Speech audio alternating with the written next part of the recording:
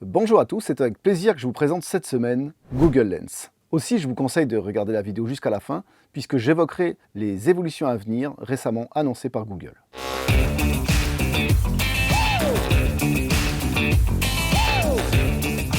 Vous connaissez tous le moteur de recherche de Google et vous l'utilisez sans doute des dizaines de fois par jour. Il permet de rechercher des informations par mots-clés et Google vous renvoie des liens. On est d'accord, c'est comme ça que vous l'utilisez principalement. D'ailleurs, petite astuce si vous l'ignorez, on peut aussi demander le résultat par image en cliquant sur le mot image comme ici.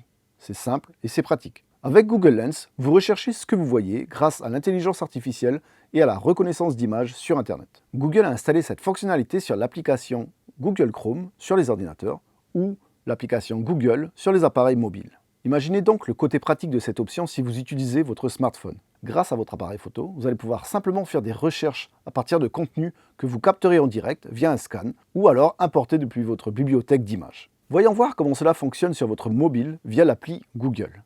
Si vous analysez l'interface, vous avez un nouveau bouton à droite de la barre de recherche qui ressemble à ça. Lorsque vous appuyez dessus, il vous ouvre une fenêtre pour détecter ou scanner quelque chose. N'importe quoi, un texte manuscrit, un objet, une feuille dactylographiée, un vêtement, enfin ce que vous voulez. Soit vous scannez un objet avec le bouton loupe en bas au centre, ou soit vous allez rechercher une photo que vous avez déjà dans votre bibliothèque via le bouton en bas à gauche. Une fois l'image sélectionnée, l'application va tenter de détecter et de reconnaître des éléments de la photo.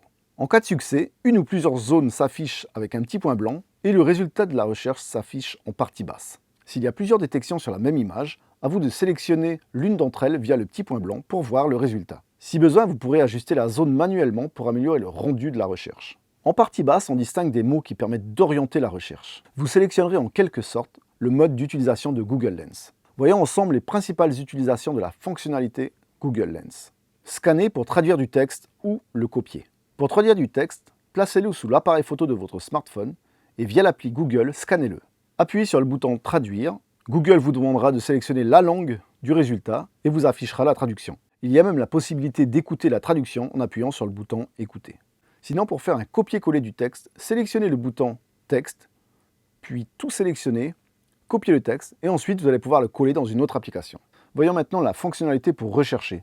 Prenons l'exemple d'une photo d'Elon Musk. Vous pourrez trouver des informations sur l'acteur puisque son visage aura été détecté, mais également vous allez pouvoir acheter le t-shirt qu'il porte puisque ce dernier aura été détecté et reconnu. Si vous êtes au collège ou au lycée, les amis, écoutez-moi, c'est vraiment magique, ça peut être un bon moyen pour vérifier vos devoirs. Il suffit de scanner vos opérations, vos équations, même complexes comme ici, pour trouver le résultat en appuyant sur le bouton Devoir. Cela vous développe en plus toutes les étapes pour y arriver. Également, vous aurez des liens pour avoir des informations complémentaires, des vidéos, des explications. Et ça fonctionne exactement pareil pour les plantes, les animaux, les lieux, les monuments célèbres, les restaurants. Bref, c'est énorme en termes d'utilisation. Bon voilà, la fonctionnalité Google Lens, c'est pas nouveau, mais il faut l'admettre, c'est bien plus accessible qu'avant. Et l'actu, c'est que Google nous annonce la possibilité dans un futur proche de pouvoir coupler la recherche par image avec des mots-clés.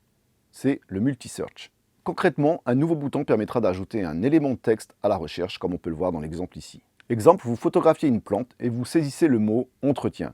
Eh bien, en résultat, vous aurez des informations sur comment entretenir cette plante. Tout cela est possible grâce aux derniers progrès de l'intelligence artificielle qui améliorent les capacités du moteur de recherche. Google en est encore qu'à la version bêta aux États-Unis, mais ça devrait apparaître en France prochainement. Je vous laisse un peu imaginer ce que cela donnera plus tard, avec des lunettes connectées telles que des Google ou Apple Glass. On aura accès à l'information beaucoup plus rapidement et simplement.